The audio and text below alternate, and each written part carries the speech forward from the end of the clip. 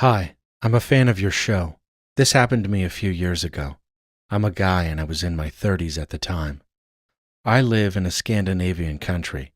Back then, I used to go for walks late at night.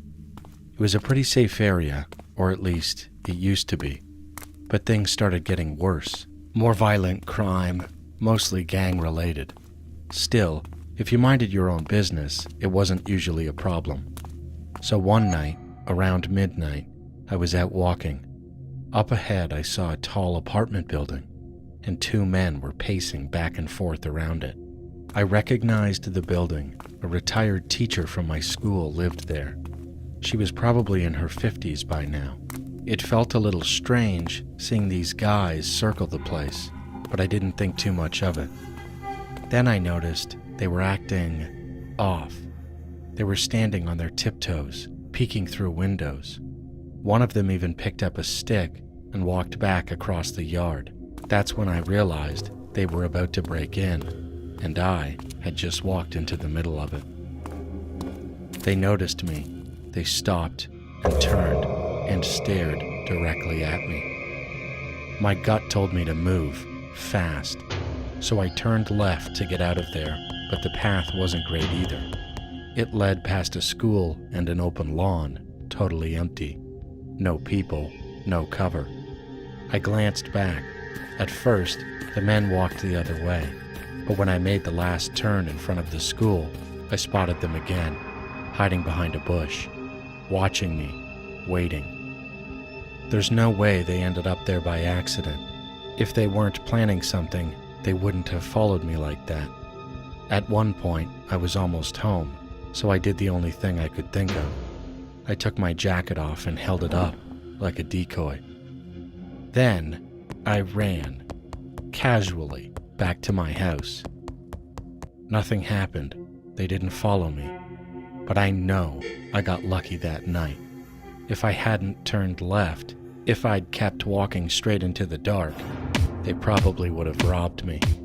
I still go for walks late at night sometimes, but only for 10, maybe 15 minutes. And I always stay close to the buildings, somewhere people can see me, just in case.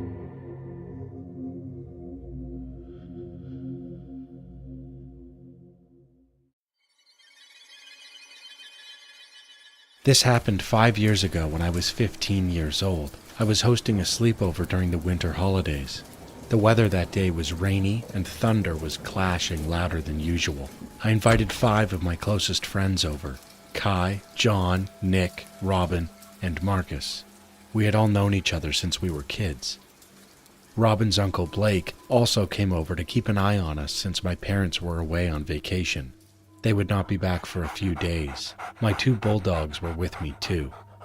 Blake was a funny and easygoing guy, but he was no joke. He trained in professional martial arts and even coached MMA fighters. Everyone arrived that afternoon. I don't remember the exact time, but it was already pretty dark outside. The weather was classic winter with heavy rain and low skies. Blake ordered everyone pizza, and we decided to watch a scary movie. Honestly, it felt like the perfect night for it.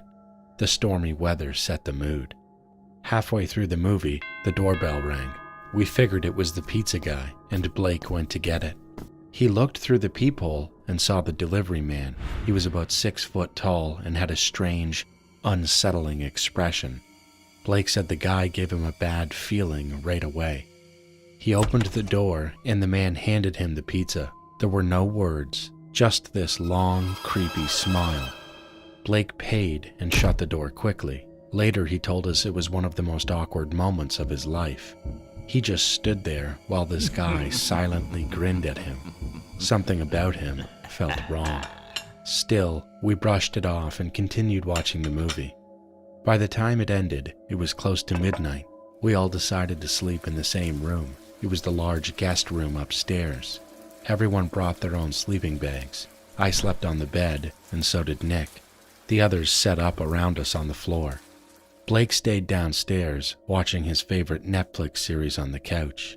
We stayed up talking for about 30 minutes before finally falling asleep. Then, a shrug on my shoulder. Nick was trying to wake me. His face looked worried. He whispered, "Did you hear that?" There was a knock coming from the window. At first, I thought it was thunder, but then he leaned in and said, "I think someone's trying to get in." My heart started racing. We stared at the window, frozen. The knocking stopped. Then a dark figure appeared right at the glass. They were wearing a black or gray hoodie. I could not make out the face, just a shape, a shadow, but it was close, too close. Adrenaline kicked in. I jumped out of bed and ran to the window. I locked it fast, just as the figure tried to lift it open. That was when I saw it, a crooked white tooth twisted into a vicious smile, but I still could not get a clear look at the rest of the face. I bolted back across the room and shook everyone awake. Then came the knocking again, louder, meaner. He started yelling something, but the words did not make any sense. It was like my brain could not process them. We ran straight downstairs to wake up Blake. Blake did not hesitate. He grabbed my 2 bulldogs and headed outside. We followed behind him. What we saw was disturbing. There was a ladder leaning against the side of the house. It was positioned right below the bedroom window. The knocking sound had been the ladder tapping against the wall as the man climbed. Blake spotted muddy footprints leading to the backyard. He ran that way. That was when we saw him. The man was crouched under a garden bush trying to hide. Blake charged at him, with the dogs barking beside him. The dogs lunged and bit into the man's hoodie, and Blake punched him hard and fast. "Call the police!" He yelled. We did. It took them a while to arrive because of the storm. When they finally got there, they arrested the man. Then came the part that still haunts me. The officers told us this was not the first time he had done something like this. And Blake? He swore it was the same guy who delivered our pizza earlier that night. Since then, I have never let my guard down, and my dogs, they sleep in my room now, every single night.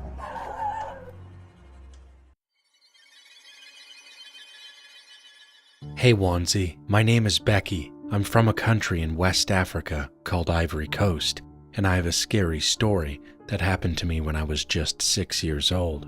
Back then, I lived in a small apartment with my parents. It was a quiet building, and I didn't have any friends to play with. There weren't any other kids my age around. So my parents hired a babysitter to take care of me whenever they were busy. One day, I told my babysitter I wanted to play outside the building.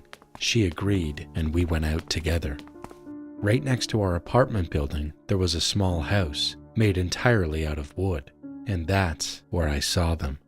A group of kids playing right outside the wooden house. I got excited and asked my babysitter if I could join them. She said yes, so I ran over and started playing with them. They were a bit older than me, and I remember they were all siblings. At some point, the older girl in the group said she had to cook something. I was curious and asked, "Can I help you?" She smiled and said, "Okay." Then she told me to go pick up some small rocks, and some big rocks too. I didn't question it, I just did it. She brought out a big cooking pot and placed it over a fire, and then she began putting the rocks I collected into the pot. At first, I was confused, and I asked myself, what is going on? But I was just a kid. I tried to understand and tried to blend in. She covered the pot and waited. A few minutes later, she opened it again, and that's when I saw it. Inside the pot was rice and meat, cooked, hot, ready to eat. The same pot that was full of rocks just minutes before. I was shocked, but also amazed. I didn't understand how she had turned rocks into food. I remember thinking it had to be some kind of black magic. Then she invited me to eat with her and her siblings, and I was so close to saying yes. I was young and I was naive, and the food smelled really good. But right then, my babysitter, who had been sitting a bit further away, noticed what was going on. She ran over and shouted, "Don't eat that food!" She grabbed my hand and pulled me away. We went straight home. She didn't even say anything on the way back. She just looked scared. Now I'm 16, and I still think about that day. What kind of magic did those children use? What would have happened if I had eaten that food? Ever since that experience, I don't like eating at other people's houses, because I've seen with my own eyes that not every meal is what it seems.